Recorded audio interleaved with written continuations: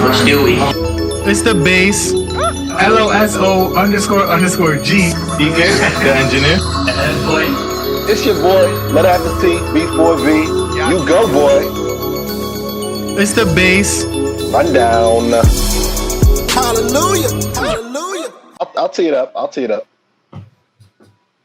All right. So basically, everybody's aware of the unfortunate Rayshard Brooks shooting in Atlanta. My man was he just fell asleep inside a Wendy's drive-through in line getting food. Obviously, had a bit too much to drink. One officer came to responded to a 911 call. Drive-through couldn't wake him up, so cop came through to try to wake him up. Got him out of line. Had him drive off to the side. He almost drove into the grass, unfortunately, but was able to gather himself.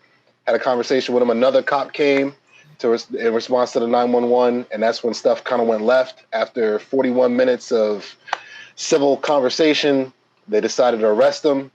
Obviously, a guy who's been drinking, and a guy who I think he was on probation. Not a real good mixture. They didn't really explain why they were arresting him. They just the second officer just came and was like, I think you had too much to drink. I'm white. You're black. Here we go. Came, tried to arrest him, and there was a scuffle. A taser was reached for, and while he was running in the opposite direction, the second cop shot him twice in the back, and he died. And there's more to it, but let's check out this video before we dive into it. I'm just not feeling right. What do you mean you're not feeling right? Like I said, do you think maybe that you had too much to drink and you realized that you shouldn't drive, so you parked? I mean, would that be accurate to say? Yes, sir. Mr. Roth, yes. 63.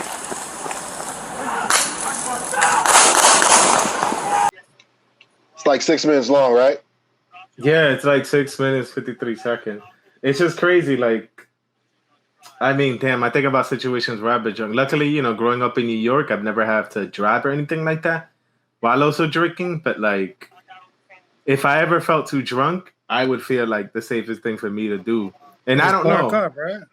It's maybe just like, get on the side and call a cop, to be honest with you. Or even if I was really mad worried, just get on the side and, like, take a nap. But, honestly, that's with me not doing any research. Maybe there is a better way to do it. But, like, me not thinking that I might find myself in that situation and then ending up in that situation, I would think that maybe I'd be able to, like, just pull up and sleep on the side. Where is this? This was in Atlanta. Well, I just know at the I remember from my written test when I was getting my license. I remember the question clear as day. If you feel, and that's in Jersey. I don't know I know in New York. In New York, you guys got like a billion questions. We got like 50 questions in Jersey. We can get a ticket for being behind the wheel of a vehicle off or on inebriated. That's what you guys can get there? Yeah. If you get inebriated, you got to at least get out the driver's seat and like sit in the passenger and sleep or something like that. Or you can get a ticket. Well, I know that's crazy. I know that I know on the written test specifically, I remember it stated if you are under the influence or you feel like you're not up to task to drive, it just says pull over somewhere and don't be driving. Like if you got to pull into a rest stop or a gas station or a CVS or whatever, just get there, park somewhere, and gather yourself or make a call or do whatever you just don't be on the road. See what I'm saying? That makes sense, man. Yeah. So I feel like. No, go ahead. I have a relative who actually they weren't really doing the right thing, to be honest, quote unquote the right thing. So they were definitely a little inebriated and they were driving and then got into a little accident and they freaked out and their first thing was like, let me call the cops, just because like clearly I need help. And then they ended up getting in mad trouble for that shit. It was like, even if you recognize your mistake, it didn't matter. It was just like, fuck, what am I gonna do? I'm gonna call the cops because I think they're gonna help me. Then they come in, and I guess you're alive, so they did kind of help you. But then it was like, yo, fuck you, here are these fucking tickets, fucking from the top row, from the top of the car. yeah, the fucking Rey Mysterio tickets. Like, 619. that's what I would think, man. But I don't know, man. Like. Oh, It's just like I don't really know what their lives are really like. Although, damn, where's that thing where you always wonder about how much of an influence your environment has on you? yeah. And then it's just like, if I were a cop, like, how would that change me and shit like that? Like, would I be paranoid all the time and shit like that? Or I don't know, man. If there's something else really deeply, like. We know about, well, not we know about, but I've read briefly a little bit about like the origins of like, I guess where police being funded by public money, where that really came from. But it's also during now that I'm reading it, so I don't know if I could really trust the stories that I'm reading. I feel like everything's trying to Avatar Last Airbender storyline, like cater to me and shit like that. You know what I mean? It's just like that's kind of like I just always like me being an engineer and being involved in like software. I understand how like people's bias can like be built into things. Yo, there was some shit that I was watching about facial recognition and how terrible facial recognition is with pretty much non-white faces and stuff like that. But whatever. I mean, just what's so crazy about this video again is just like, I even watched the extended version. I had time on Sunday. I wasn't doing nothing. I watched the full upload. It's like an hour and a half, and it's from the moment dude was approached by the first officer to the point where the guy is back at the station, uploading or turning in his body camera back to inventory or whatnot. And it's like, bro. This is the definition of a senseless murder. Like they did not have to. If the first cop would have just pulled over the second cop and been like, "Listen, man, let's just get this guy a Uber, or let's just let's see if anybody in the area can just come pick him up. His car's there. You know what I mean? He had no weapons on him. Obviously, he had too much to drink. And he was just talking to him like. He just talking to him.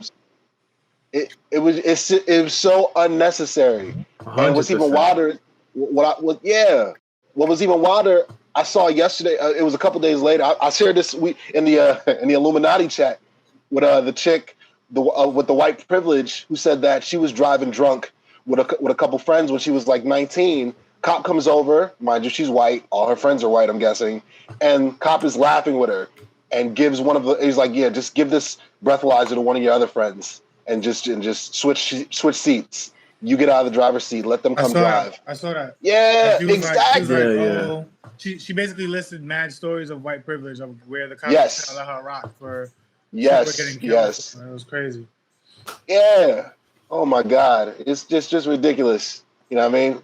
Those instances happen all the time. All the time. Cops are just like, listen, man, you had too much to drink. Just switch seats with your buddy. 100%. Or, you know what? Or just, I was like, actually, you know what, my man? Just grab an Uber. You know what I mean? I don't want you on the road hurting yourself or hurting somebody else. Yeah. Because that's their job to protect and serve. Now, go ahead. Did you guys see how much the cops are, how much NYPD is basically funded? And why yes, $6 billion. We talked about it. Billion, bro. $6 billion. We talked about this last episode. Yep. What are they ridiculous. doing with $6 billion?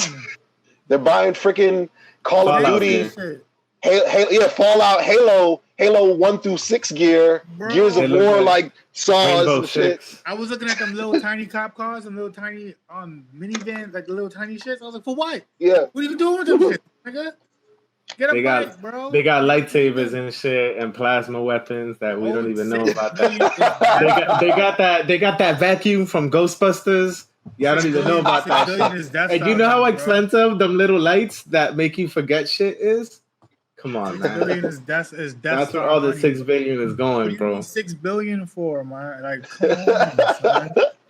When they say defund the police, That's what they're talking about. Like, bro, really? $6 billion. Like, that number's insane. That is insane. That shit. I look at that shit like, what? Like, why nobody ever looked into this shit? Why nobody thought to say, yo, I wonder how much cops are. I think AOC, my girl AOC, she I think she was one of the first persons to just bring it up. She's just like, listen, why does the New York PD have this much money? This is why, bro. You know, the thing is, it's like, you should just assume, and as bad as it say, you should just assume that you're gonna find people that are drinking and driving, and you should just have like a plan a plan in place. Like, mind you, you know, it's not like I work there, but I would assume like there's some like things that are like inevitable, and drunk people driving is like one. Drunk people, period.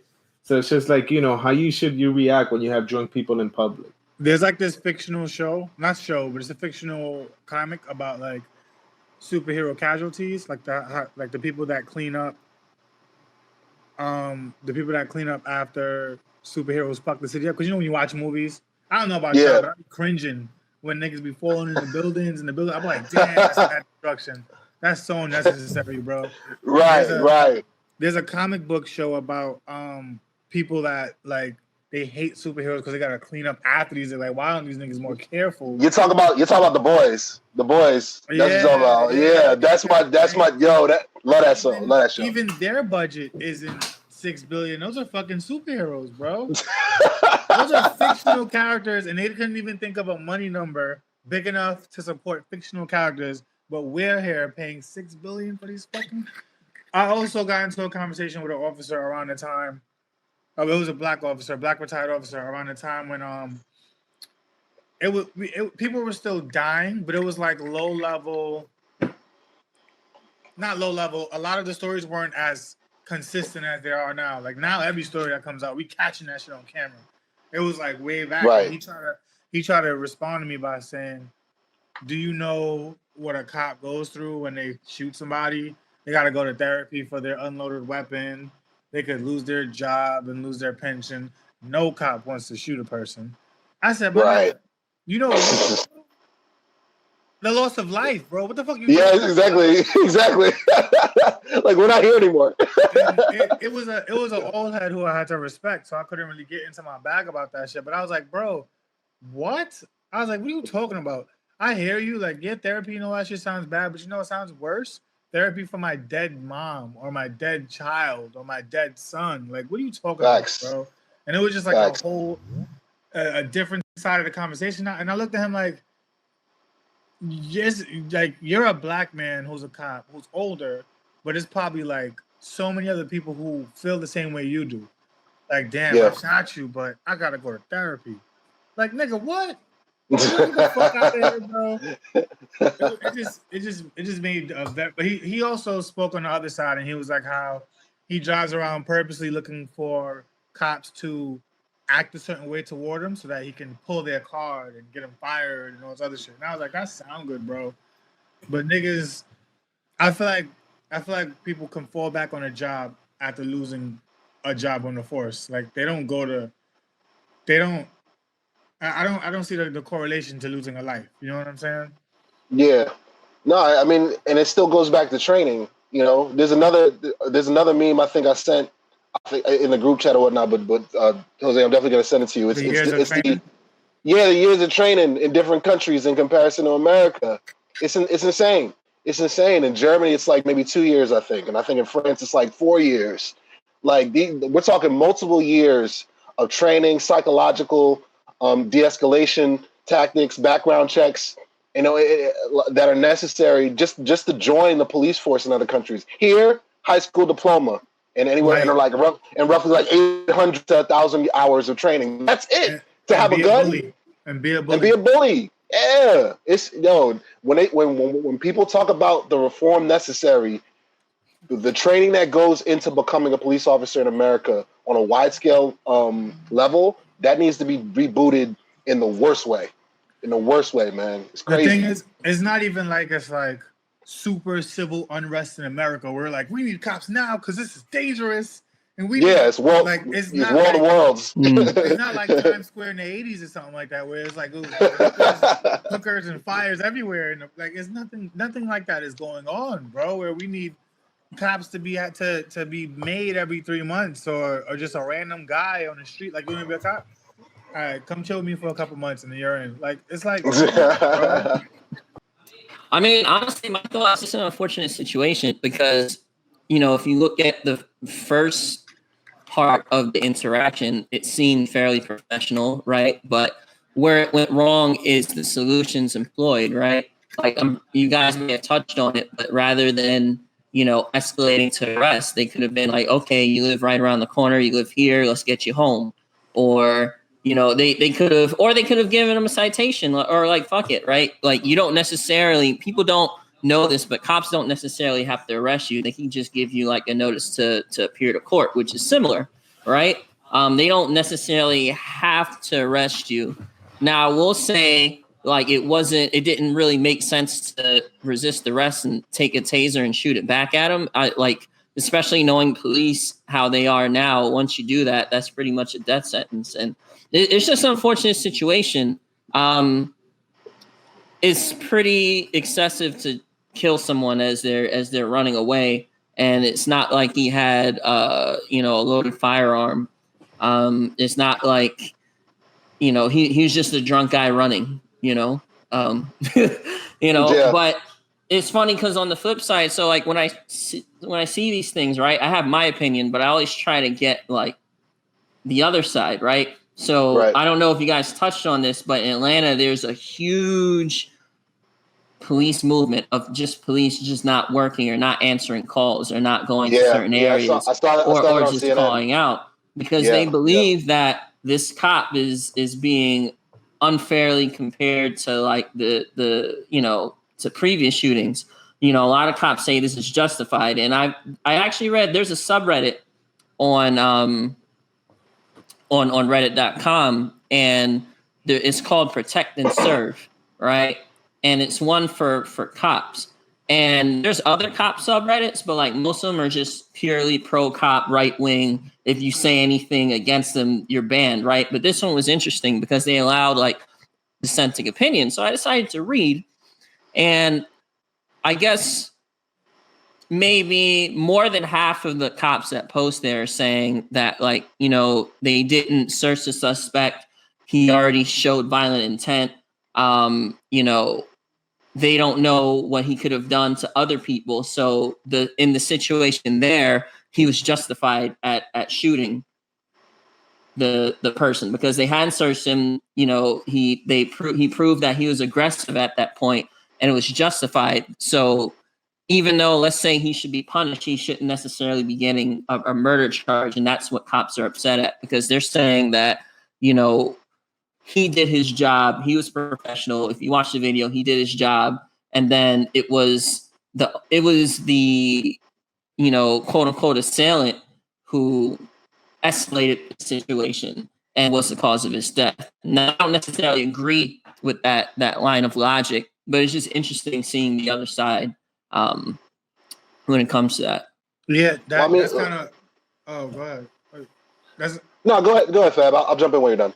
That's kind of what I was touching on just now with Ugo, bro. And I was like, how I spoke to an older cop who's retired, and how their sense of like of taking a life is so, in comparison to other human beings, well, in comparison to citizens, their sense of taking a life is so just, it's like, damn, I took a life. Oh man. Well, what we doing? It's just Well, you can't say that for everybody though, bro. Like there are a lot of cops with serious PTSD, like higher than like compared to the population. Like they commit suicide more. Like they have. That's what like, the guy said.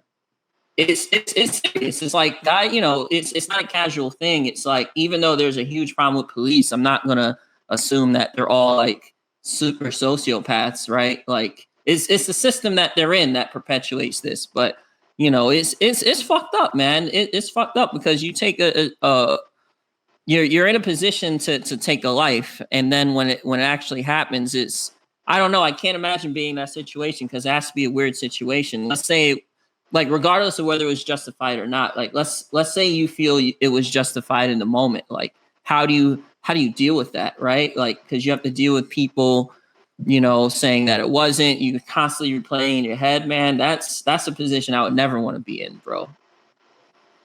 Well, I mean, it's like, I watched. Did you guys see the Trevor Noah video he made? Yeah. His thoughts were my exact thoughts. It makes sense. It's like I haven't seen it. They basically said, I'll shoot you the link afterwards. Oh yeah, you should share the link. But basically what he said is just that the reason why it went wrong is just how they approached the situation. Like, you know, they started off professional, but rather than escalating it to an arrest or making it punitive, they could have just like offered to help the man, you know? And I agree with that line of thinking, because you still could have given him a citation, right? You could say, okay, he was putting people in danger by driving drunk, falling asleep with the root wheel, whatever, right? Whatever. You can still give him a citation. You still make him appear to court. And let's say if he gets jail time, whatever, like let the courts handle that, right? Let the justice system handle that, right? But you don't have to arrest the man and take away his freedom, right? But I don't know. That's just me. That's just like a layman's perspective. Like, I just think it was unnecessarily escalated, right? But you know, it's like what you would do if you were a cop. Yeah, I mean, I hope that's what I would do when I'm a cop, right? But it's just like anything is like it's just like anything. When, it's like not people, if. When. Oh, I said when? Oh, when I'm a cop? Yeah. Nah. But I knew it. He had that cop look to him. You cop. 12. No, 12 my mustache isn't thick enough, bro. I need at least 4 more mustaches to get there. But like, yeah, man, it just completely went a different way. I would like to think that if I was in the situation as a cop, I would act different. But history shows that most people in a certain capacity probably won't do what's different. You know what I'm saying? It's like that it's kind of like, I forgot where I heard it, but it's like professor asked if their students, if they were in Nazi Germany, if they would be like anti-fascists or if they would fight the man or whatever. And then most of the students said, yeah, but like history shows that you probably wouldn't be that guy. I mean, what's crazy too, the lawyer, the attorney for that's representing Rayshard Brooks and his family, he broke it down perfectly. Like, he's like, yo, this made no sense from the get-go. This is it's the definition of a senseless murder. Dude was drunk. Obviously, you can see it in the video. Like, he definitely had too much to drink. He definitely, because everything, they kept repeating the same question. How much did you drink? Mad different. He's like, a drink and a half. What'd you have? Daiquiris. Then it was margaritas. Then it was top shelf stuff. Like, bro, you had too much to drink. Plain and point blank, period. But it's like, bro, yeah, so it's like, he's drunk and he's running away. Where is he going? The cops have his car. They had his ID. Had his car. Like, even if he gets away or whatnot, just arrest him in the morning. Like where is he going? That was the main question of the attorneys. Like, bro, where is he going? Like, this isn't freaking America's Most Wanted. Like, I mean, dude didn't have a billion warrants out him, and like he just robbed 50 banks or whatnot. Like, he got spooked and he tried to skip out. But like, you have all the information. Again, you have his ID and you have his car. You know where he lives, and he can't drive anywhere. So where is he going? I think the assumption would be is that let's say you didn't shoot him, and let's say he got away and something happens. Let's say he, I don't know, it doesn't matter. Let's just say he robbed somebody or hurt somebody somehow. Now you as the cop are liable because you didn't prevent something that, you know, could have happened. I don't know. Like, I think that would be like the thinking. Doesn't justify anything, but like, it just should have been handled way different. Like, it shouldn't even got to that point, but you know. Of course, Candace Owens, she said that the cop deserved the reward for shooting him, but we're not going to talk about that. You know, that's just inflammatory, because it's like it's like, okay, he was definitely being an asshole, right? But like, kill the man? Come on, dude. What's crazy too about, just to wrap this topic up, I mean, it's like the cop was obviously charged. So was the one who killed Rayshard Brooks. Guy, I think he got 10 charges altogether of felony murder, felony assault, aggravated assault. Mind you, one of those bullets, because two of them hit Rayshard Brooks and killed him. from loss of blood and organ failure. Mhm. But one of the bullets went to a car of, I think, 3 college students or three individuals who were visiting from Memphis, I believe. And dude got charged for each of the people in the car because that bullet could have killed any one of them. Yeah. Exactly. Because again, That's crazy. That's crazy. He's catching more charge than the the guy who killed George Floyd. But you got to think about this dude opened fire in a crowded parking lot. That's beyond reckless. This isn't a video game. Honestly, the thing about it is, it's just like it feels like there's a lot of jobs that just aren't respected and should be taken more serious. I think about like specifically teaching in regards to just the type of training that we got for teaching and stuff like that, how it wasn't enough. And it's like also just kind of like the incentives, I guess, put in place for both jobs. And it's like, I don't know, man. I just think about like really where did it start? I guess where it started kind of going wrong in regards to like when I was teaching. I remember feeling like if the teachers were in charge, things would be going better because we could make the rules that make sense. Yeah. And I just wonder if there's something similar, like from that end of things, where it's just like, yeah, you have most people for the most part that like they want to do good. They know that a lot of their job is kind of bullshit, but they kind of just roll with it just because, it's kind of like the way things are. And maybe, the people that are doing all the groundwork, maybe they're not in charge. And it's just somebody else just from the back end, like how it feels like teaching is just saying, we're going to do this, we're going to do that, we're going to do this. But just like in the higher ups in teaching that make those rules for teachers, they've never taught before. Maybe it's something like that on the other end. But I have no idea about like how it works on the other end. But it's just annoying, man, because it just feels like the older I get, the more I see that like the people that should be in charge representing aren't really the ones that are always in charge and shit like that. Or ever the ones that are in charge. Well, that's one of the biggest knocks on policing is like the fraternal, the fact that it's like a frat. You know what I mean? Because again, in the body cam footage, because I encourage everybody to watch, our viewers too, to watch the full one of the entire, even after the shooting, when he's on his way to the station to process everything and speak with his rep. Mm-hmm. Like he gives a statement to his rep. The first thing that happens is a bunch of cops come up to him, like, "Yo, you okay? You all right?" You know what I mean? Don't say nothing. Don't say nothing to nobody. You know what I mean? Like a bunch of cops came up to him, like, or they was like, "Yo, man, tell me what happened." And he's like, "Yo, man, I can't say nothing. The body cam's still on. Yada yada yada. This, that, and the third. And not to mention the other facts that come into play afterward. How dude kicked him while he was on the ground. Afterward, the guy the cop who shot him, Rolf or whatever, the other cop stood over his body, stood on his shoulder. You know what I mean? They tried to compromise the scene afterward by picking up the shell casings.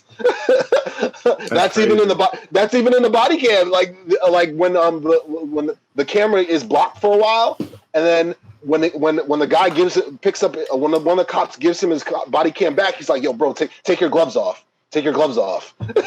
I'm giving you the camera back. Take your gloves off." Maybe he's worried about the Rona, bro. Maybe he's worried about the Rona. Nah, he's worried about the charges. It's crazy. I don't know how you're gonna correct it.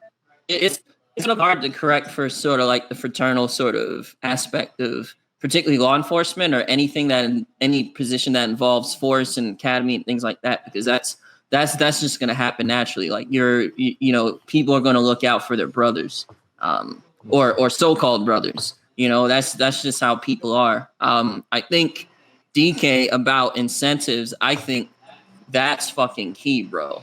Like when it goes for anything, if you see how people behave or anyone in any particular profession behaves, always look at incentives, and it usually explains like a large percentage of it. Like how are cops rewarded? How are what's in it for them to act a certain way? Why do they do one thing as opposed to the other? What are the incentives behind that? And I think that'll explain a lot. So I think that was like a good observation, but not just with teachers and cops, but with like everything. We're driven by incentives, so it makes a lot of sense. So I think maybe a part of reform is changing the incentives, like seeing what incentives, promote what outcomes and how to change that. Yeah, the fact that they have immunity, the blanket immunity, they've been trying to reform that for the longest. You know, according to in conjunction with that as well, the fact that their pensions don't get touched. Like, yeah, like even the Chauvin officer, like there's a chance that he could still earn up to $1 million. You know, he's going to be in jail for quite some time if these charges stick. We're talking 40 years or maybe longer. You know, but he's got like $1 million plus waiting for him if he does live to get out of it, which is ridiculous. No, 40 years for him, that's a death sentence. He's done. So yeah, incentives definitely go into it, but you know, wholesale reform, I stand by it, and I'm sure all you gentlemen stand by that as well. It's needed. Oh, for sure. Or even actually, I forgot even because DK, you actually mentioned about like people being in power that shouldn't be in power and how they're disconnected from the layman. Yeah. And how that affects decisions. I think that's, bro. I mean, I think once you reach a certain point in like any sort of hierarchy, you have to make the effort to always be in touch with the quote unquote lower rung, or else that's bound to happen. You know, people always have to touch base and not forget where you came from, so to speak. You know, because most people in those positions, like even cops, like most lieutenants and stuff like that, they used to be beat cops. You know, so it's about maintaining that sort of connection. And rather than just saying top down, okay, this is a good idea, do this. Well, no, it might not be a good idea. So it's always good to maintain that connection. The next one is not a vid. It is just something that a stunt Trump tried to pull. He tried to have a rally on Juneteenth, and then out of nowhere, well, not out of nowhere, after a little bit of people being like, this is clearly racist. He decided to move it to June 20th. Well, Juneteenth is when slavery was abolished, right? It was 1865. But what was crazy was when slavery was abolished by good old Honest Abe. What happened? Honest Abe, yeah. What happened was there's a bunch of states in the South just didn't tell their slaves. It's like, yeah, okay, we know that it's abolished, but y'all niggers don't. You can't read, nigger. Yeah, you can't read, nigger. So they didn't have the people power to enforce it. That's kind of like one of the things I always say. It's just like you can have all these rules in place, which is like I think the assumption people make is just like if there's rules in place, people are going to follow them, and it's like for the most part, yeah, but really, it's only while you're being watched and if you could be enforced and if you could actually enforce it. Right. But my fault, you were saying you go? Niggas ain't, no, it's true. Wake up June 20th and they was like, all right, slaves, listen. I'm gonna see y'all later. The bus is right there. Here's some cash. The horse and carriage Uber is right there. Shit, bro. I'll call you another Uber, bro. Don't even worry. Forget about everything, bro. Just it never happened. Oh, I'm man. See you later. Like, get the fuck out of here. You know, it's funny about like enforcing laws. It's like even desegregation in the South, the desegregation of schools, like that had to be enforced by the National Guard. Right. Like, soldiers literally had to enforce that shit. Pull up. And Dorothy Dandridge, right? No, Ruby. Oh, it was all over Ruby the Bridges, South. Ruby Bridges. Yeah, but it was all over the South. They had soldiers everywhere. Like they had to deploy the National Guard because school districts were just refusing, to bus in people, and they're just like, yeah, nah. So, but bringing it back to the Juneteenth and Trump thing, I think he was trying to have his rally like a few blocks away from like a place that was like significant. Was it? It was the first black. Yeah. That to me is like a slap in the face, bro. Like if you're gonna do that shit on June 19th, and then just knowing the history of that, right? It was the first Black Wall Street, and it was firebombed by It was white supremacists. Yeah, it was firebombed. It was the first Black Wall Street. It was the recirculation of a black dollar in Tulsa, Oklahoma, right? Yeah. And Trump wanted to rally there on June 19th, not giving a fuck about coincidence. Right? Yeah. And yeah. Didn't he change venues? Like, yeah, didn't he change venues? I think they had an indoor venue, and then, someone whispered in the ear, no, that's fucking stupid. because of the Rona, and maybe you should do this outside. And did they change it to outside venue? Yeah, I think so, but I think the capacity is only like 2,000. Originally, it was something crazy like 10 or 15,000 people. They realized, that's probably not a good idea. Let's probably make it only 2,000, but like 800,000 people or 80,000 people. It was crazy how many people freaking registered to go to it. But again, with a pandemic, that's not really a good idea to do. So they did. It's a fluid situation. You know, I just want to make I'm going to make a quick point real quick about Fab. You had mentioned about Black Wall Street. Believe it or not, that the one in Tulsa was actually the second Black Wall Street. A lot of people don't know about this. The first one was in Wilmington, North Carolina, in 1898, I believe. It was called the Race Riots, which was actually a lie because it was a thriving Black Wall Street town that actually broke through. Not just it was even crazier because the Tulsa Black Wall Street, that they didn't break through politically. The one in North Carolina, they broke through politically. They had Black Republicans, and they basically merged with the no longer existent Populist Party, and they created the Fusionist Party, which was a legitimate, established, respectable political party that gave rights and was going to try to make it national. They were going to try to like spread it throughout. Like, listen, blacks and whites can work together. You can actually do this. You know what I mean? But of course, good old fashioned white supremacy, Democrats at the time, they weren't having none of that. So, I learned about all that shit when I was like 21. That's the first time I heard about all that shit, son. Like, I heard about that, the syphilis stuff, all that shit. Oh, the Tuskegee experiments, But it was funny or not funny, but I guess maybe that's why the person I had heard it from, he went to I forgot what college he went to, but it's a historically Black university. And he was like, nah, bro, you got to step your game up, man. He's like, this is the type of shit they don't teach you at school. And I was just like, nah, they don't do that shit. Get the fuck out of here. He was like, think about this next time you fucking start trusting everything that comes out of people's mouths. You know, like, damn. I was watching the Five Bloods, and I was like, man, Black people don't talk about history like that. Like, but here we are. Doing exactly what they was doing in the Facts. Shout out to Spike Lee. That movie was flames. I loved it. You didn't like it? I haven't seen it. Of course, I forgot Fat doesn't like anything. And anything that you have to think too hard, he doesn't like. Kinda sore. That's Edwin's favorite dig. Kinda sore. Nah, Connoisseur, he was like kind of movie kind of sore.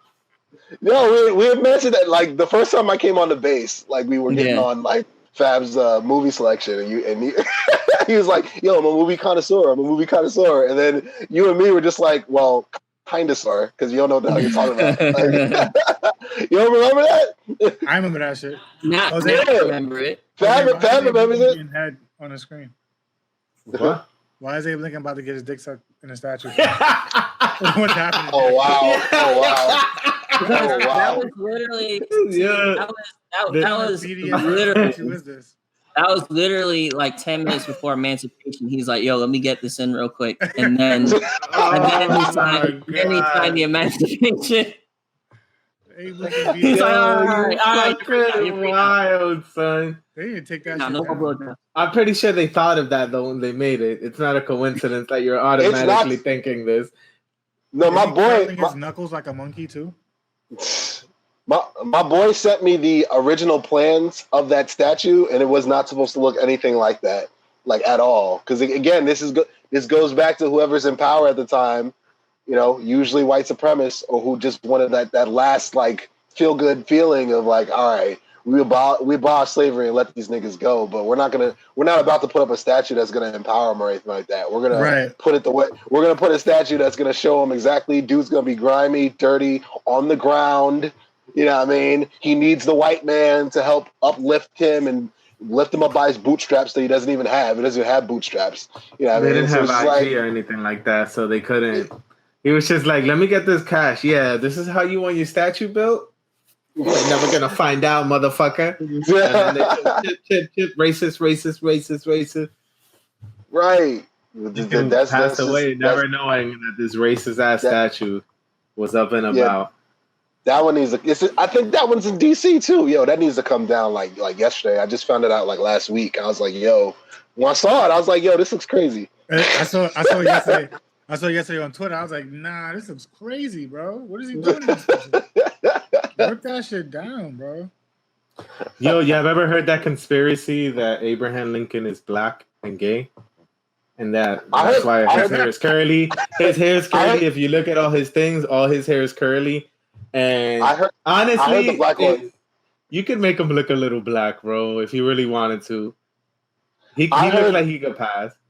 I heard that rumor for a while that he was black. A number of like the first, the first like 16 or the first 10 or 12 presidents. There's a good percentage of them that like were black or had black in their family tree or whatever. And I was like, all right. I mean, he was still trash. Like, he's a hater. Even worse. Yeah, like freaking Lincoln and a lot of, I think Jefferson too. They were just like, all right, okay, so we don't think slavery is gonna work, but don't get it twisted. We just want Africans. We want Africans to just go back to freaking Africa. We don't really want them here. Like that's really how they feel. They're just like, yeah, we don't want them to vote. We don't want them to have equal rights. We don't view them as equal to the white man in any regard. We don't want biracial marriages or relationships. Meanwhile, Thomas Jefferson, like we mentioned in the last podcast, had like 6 children with old girl. He was already raping. Yeah. He was married to her. Like they got married in secret. I think they were living in France. I watched the whole like documentary on that. Wow, like, I didn't know. This dude Jefferson, like when his wife died, and even before his wife died, he was smashing one of his slaves. And he was just like, all right, well, you can't be free here in America. I'm not trying to get assassinated. So just go out to France. I'll come visit you. Yeah, I'll come visit. I think she was like one of the first like official side pieces. You don't do vacations. That's why all French people have a side piece. That's apparently something in their culture. They all have like a mistress. I'm dead ass, bro. That's great. That's crazy. I love that. Now I want to go to France. Hey. Nah, this is crazy. Like, what's the status on all the other statues? Like, I mean, this is definitely like we kind of all knew that there was statues out there that were like celebrating pretty much the traitors and stuff like that. But then well, this is clearly racist, and that's the other thing. Because it's like we look at other like, right? If we think about like, yo, honestly, if we look at anybody long enough, anybody at any point in history, you just follow them long enough, they're gonna do something stupid. Yeah. It's gonna do something that's just gonna look stupid. Like when you're at the store and you grab something and then you just look around, like you're gonna always look fucking suspicious. But I think if you look at anybody long enough, but like, you know, clearly this is like a statue that's really racist and it has Lincoln in it. And he's clearly done some racist ass shit. So should we take down everything? Or, you know, like, I guess on my end, I'm like, you should at least take down statues that are clearly racist like this shit, but also ones that celebrate traitors, because that's not cool. Like, why we celebrating the losers? America's about fucking winning, yo. What the fuck? Why we celebrate fucking losers and shit? Yeah, I don't really rock with none of the Confederacy stuff, you know. And I'm not just saying that as a somebody that grew up in the Union, quote unquote, or a carpet, or in the North, or a carpetbagger. Yeah, exactly. But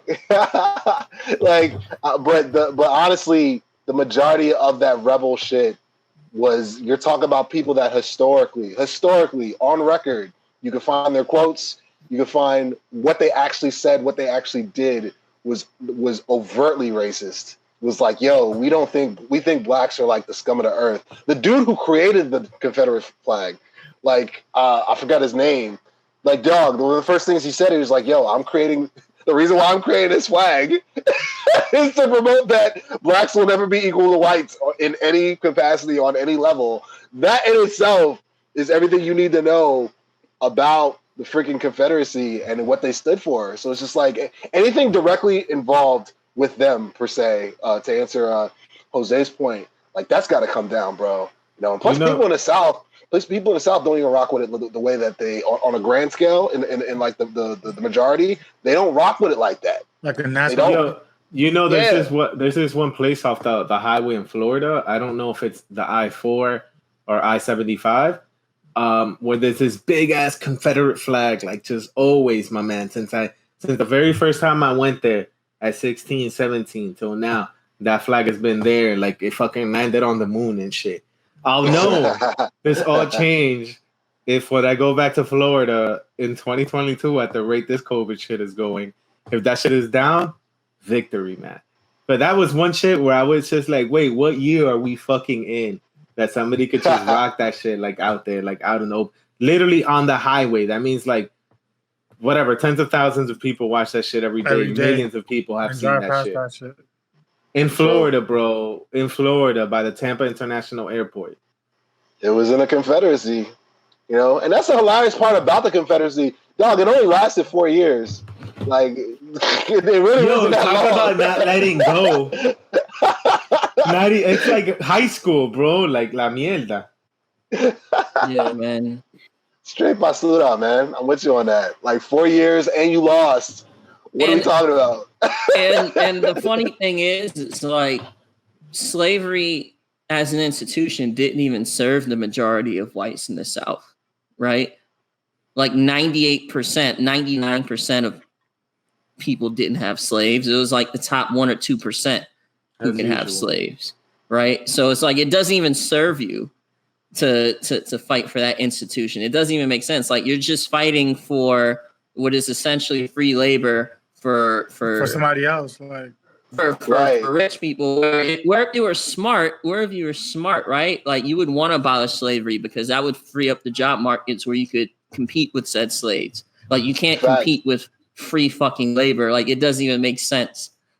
You know, it was like it's like the greatest mind trick ever to convince the poor white folks that they're somehow superior to slaves. Yeah. It was like, oh man, crazy sleight of hand. That was the point of it, and that's like crazy. That was the point of it. It was to promote the idea, like you mentioned. It's like, yo, we're not fighting because everybody's going to get their own slave if the Confederacy wins. No, we're going to fight because we just got to prove that blacks aren't shit and whites are more superior. Yeah. So it's fucked up when you frame it that way. But like, hey, if they were all going to get some slaves, I'm like, all right, I get why they were fighting. Like, you know, I get it. Like, you're going to get free slaves. I get it. Like, but it was just fighting. That's crazy. Yeah. Yeah. That's always the scheme, bro. Always the scheme. You figure out something you want to do, and then you come up with fucking Arthur story tales to make it seem like it's everybody's fight. Yeah, and then that's how we get divide and conquer, bro. Honestly, man, it's like it's upsetting, but like honestly, it's true. It's true. It's true. It's true. The more you know. Speaking about people's rights, Supreme Court rules workers can't be fired for being gay or transgender. Now, I thought we were right now busy with another fight. It's so many layers to this, bro, because it's like I was watching a video of this black chick who's like she's a black Republican. She's not clandestine. Like I'm not digging at her right here. This was just a random video that my boy had shared on Twitter. And she was speaking a lot of facts. She was talking about how, you know, the original Republican Party with Lincoln, yada, yada, yada. Democrats were historically white supremacists, yada, yada. Yeah, exactly. And she had mentioned, she's like, yo, the Democrats were mad slick with it. Like, we were talking about sleight of hand. She was like, yo, Democrats, all of a sudden, gay rights is an issue. They just slid that right in there. It was originally Black Lives Matters. I mean, that's like a long-term shift. That's like a lot of history behind it because it's just like this whole ideological shift, right? Like all the old school, whatever, Dixiecrats or whatever, and they still exist. Like there's still Dixiecrats. They're still there. They're still there. They're still there. Dixiecrats, for those who don't know, or viewers that don't know? Oh, Dixiecrats is like a term for Southern Democrats who heavily enforced like traditional conservative values, like separation of races, segregation, things like that. White supremacy. Basically, Democrats in the streets, KKK in the streets. That's Dixiecrat. Oh, okay. That's nicely put, and it has a nice rap to it. Okay. Or just basically to dumb it down even more, the alt-right is like the Nazi, fascist, whatever. The alt-left would be the same thing, just Democratic.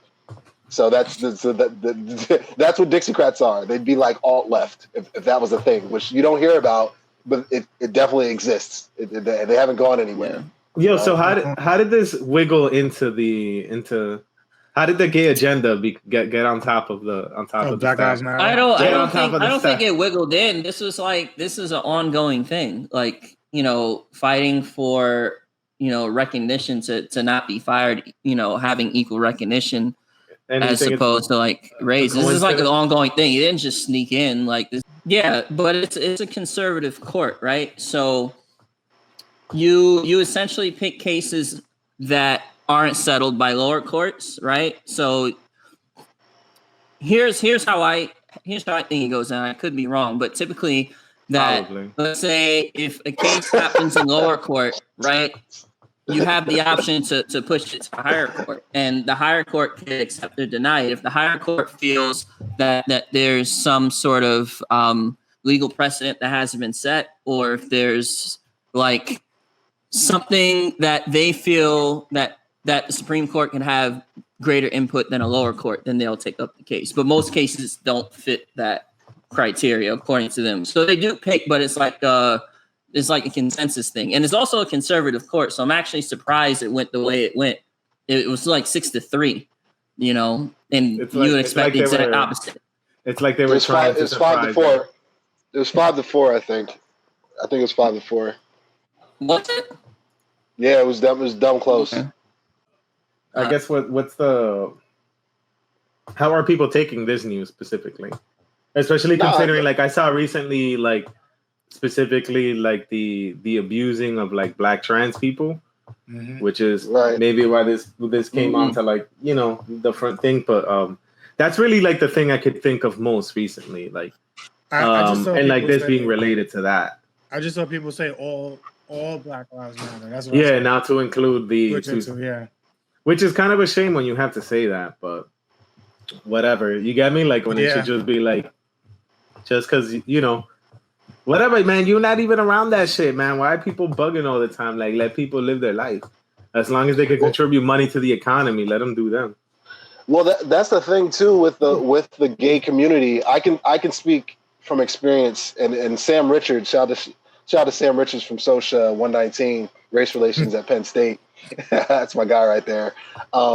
We devoted a whole day's lesson toward this. Like, there's still homophobia in the Black community. Like, that hasn't gone away. I definitely. That's more so than other communities. I think. Yeah, extreme, bro. Yeah, bro. Because like it's so real. Yeah. Black people vote Democrat, but a lot of us are like fucking conservative, bro. Facts. Like, we're super conservative, but like we're selectively conservative.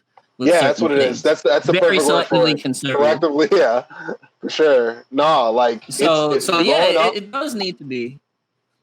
I know for a fact, growing up in East Orange, Newark, New Jersey, bro, if cats found out you was gay, it was not safe for you to go to school. It was not safe for you to like be in the streets, to be at the park, to just be out in the open, because cats didn't rock with that. They just didn't. Bro, so it's almost as if if you were to come out the closet as gay, you would have to then find a secular or like a out of the way gay community to include yourself in, because whatever community you were part of before, they're dubbing you. Like, it's over. You'd have to leave town. That's true. You're not even invited to no parties, bro.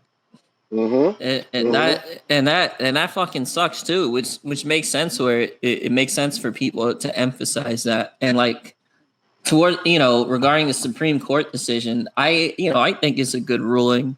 The only people that I think that disagree are people that fundamentally disagree that the government shouldn't be able to dictate why you hire or fire somebody, or whether you offer them service or not. Some people just believe that that shouldn't be the government's place, but I disagree with that.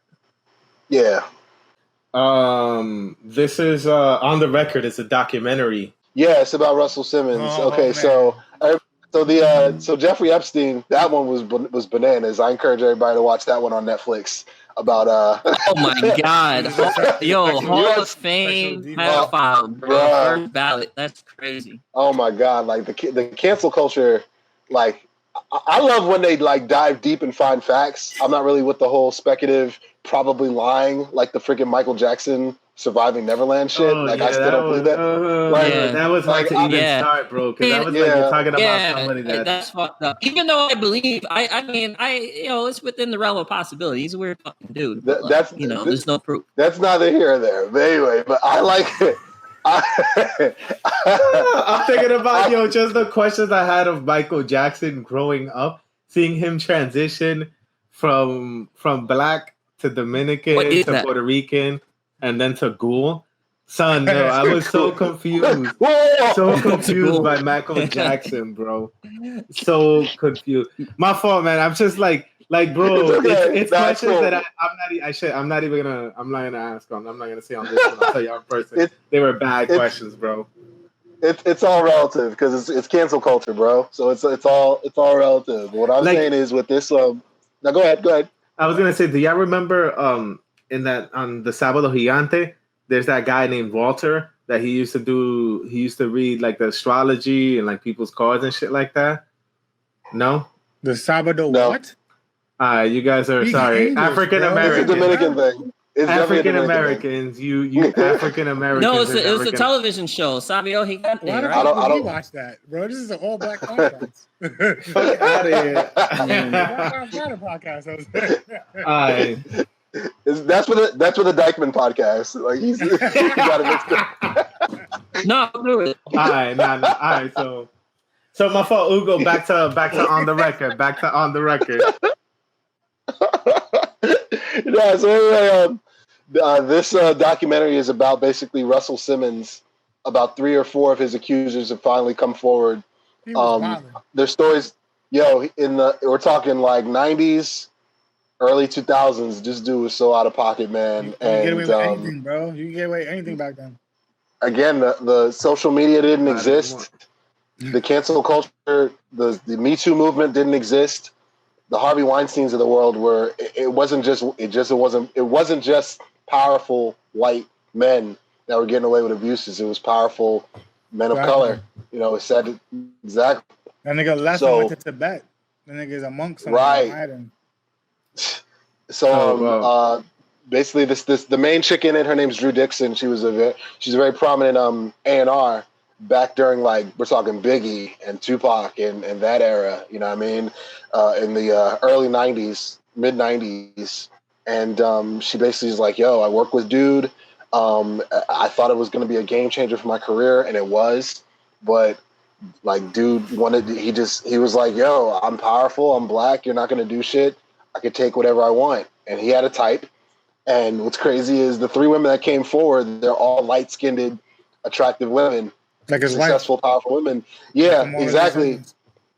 Exactly. Dude has a type. And she fit the type. And what was dope about the documentary, I encourage everybody to watch it if you get a chance. It's on HBO Max, I believe.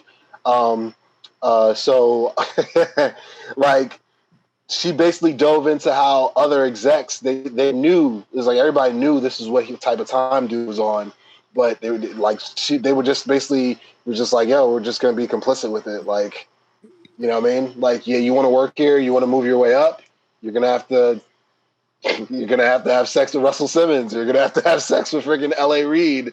Like, it was speaking of L.A. Reid, like this chick, Drew Dixon, she brought L.A. Reid freaking John Legend and Kanye West, and dude was like, "Nah, I'm not signing either of them because you haven't had sex with me yet." I don't care. I just don't care. Like, it doesn't matter how talented they are. She should have took them elsewhere, bro. That's crazy. But that goes back. That's crazy. That goes back to, remember, it was a while ago. Same scenario. Some guy wilding, and I was like, "Yo, if you worked for him and you saw this like how, like what would you do? Like, would you sneak out and then snitch, or would you like get it on recording and then I forgot who the guy was. It was somebody else doing something equivalent, and we were like, if we were a side character to what this guy was doing, like, would you just allow this shit to happen because you're in the graces of him and he's giving you like yo, I make $3 million. Here's $500,000 for shutting the fuck up. Like every time you shut the fuck up, you get $500,000. It's like damn. Every time. Every time you shut the fuck up, like, I can just imagine him literally having like a suitcase every time he did some shit. He's like, "Yo, bro, just here, like, just here." Like, oh, open that suitcase. With the climate and the way culture is, the way our society is set up now, with social media, with the cancel culture, with everything, bro, it's crazy. It's wild. It's hard to get away with that kind of shit now. It just is because it's so easy. It is. I'm sorry. I think it's harder. It's harder. I don't think it's hard if you're at a certain level. If you have a certain level of insulation, right? If you have a certain level, that's what I mean. No, I agree with you guys. That's the point I meant. It's harder. No, yeah, like we can't just go around punching old ladies, but maybe there's a room. Maybe Russell Simmons could hire someone to punch an old lady and it'll never get back to him. That's a fact. Agreed. That's the point. That's the point I meant. That's the point I meant. It's definitely harder. Definitely harder. But yeah, not non-existent. But yeah, it's a good watch. It's a good watch. You guys definitely should check it out, and for our viewers, yeah, man, that might be my next watch, bro. What was the craziest story on the doc? Oh man.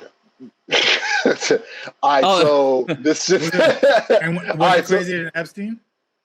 No, nothing's crazier than Epstein because Epstein had a fucking his own island, bro. He rented an island just to rape chicks on. Like there's nothing that's ever gonna top that. I don't think. There's levels to crazy. The craziest story I could think offhand was this isn't to make light of, but this is just, I just thought it was bonkers when she actually explained the night that Russell Simmons just was just like, he just made up his mind. He's like, yo, I'm going to get this tonight. Because he had tried before. She was like, yo, for a couple months, like he would just try to come in my office and kiss me or come to my office and ask me to, or invite me to his office. And was like, yo, come sit on my lap. Like he would like try for a while. And every single time she's like, yo, I shut that shit down. She's like, nah, like I'm not doing that with you. Like he's like, I'm fucking tired of this. I'm not playing with you. yeah. So there's one night. Start swinging this shit around. like Petey Pablo, right? You're gonna give me vagina. So this one night, the night of, basically, she was like, bro, they left this club together. She didn't even want to leave with him because she knew again, in the past, he had tried to like hang around and wait for her to leave and then try to time his exit when she left. So this one night she had just had like the #1 record in the country or whatever. And she was just, and they were out celebrating. So she was getting ready to take a cab and he was like, nah. He's like, you got the #1 song in the country right now. Like, no, like, like you're not gonna like. I'll call you a car. I'll get you a car. Like, you come check out my apartment. Like, and she was like, I probably shouldn't do this. I probably should just wait in the lobby. But she's like, he's not gonna. In her mind, she was like rationalizing. She was like, well, he's not gonna rape me or anything crazy. Like, he wouldn't go that far. And lo and behold, he goes up there and he's just like, he just makes all. He makes up all these crazy like he's like, go down the hallway. Mind you, he goes in one room and then he basically tells her to go into another part of the apartment. He's like, go into the bedroom. Okay, go find like. He's like, I need you to go get the CD for me, this demo tape. And she's like looking for this demo tape. She's like, no, it's further up the shelf. No, it's in the CD player. No, it doesn't have any markings on it. It's blank. Like she's just looking for this CD that doesn't exist. And then all of a sudden, I'm trying to go. Dude just shows up out of nowhere like Russell freaking Batman shit. And he's just there, butt ass naked with a condom on. And she's just like, whoa, first of all, where'd you come from? Like some secret compartment, Like, secret door. Where's the CD? Because this is getting crazy. That's crazy. Where's the CD? And this dude just rapes her. You know what I mean? Oh, shit. But what's wild is every single chick, dog, I swear to gosh, like the main 3 chicks in it that come forward, they all had similar. They all had similar stories of like, yo, this dude just showed up out of nowhere with butt ass nigga with a condom on. Bro, that's a very specific like thing that he had. Like That's it had crazy, to happen. bro. That's crazy. If that shit is true, that's insane. Yeah. And that's why Yeah. he did, bro. He knew this shit was gonna come back around. He was like, "Oh, me too." Off this, nigga, breeze. First flight to get the fuck out of here. First thing, the niggas in Tibet. Yeah, he's about to relocate to Tibet. Like, mark my words, or he's gonna buy Epstein's Island and just hang out there. Oh no.